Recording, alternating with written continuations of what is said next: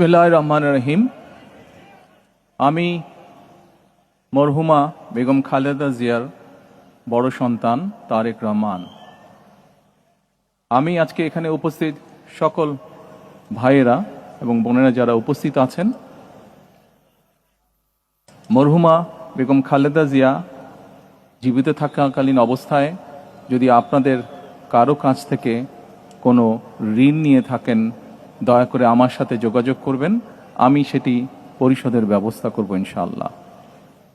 একই সাথে উনি জীবিত থাকাকালীন অবস্থায় ওনার কোনো ব্যবহারে, ওনার কোনো কথায় যদি কেউ আঘাত পেয়ে থাকেন, তাহলে মরহুমার পক্ষ থেকে আমি আপনাদের কাছে ক্ষমা প্রার্থী।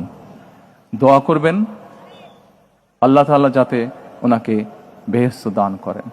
আসসালামু আলাইকুম।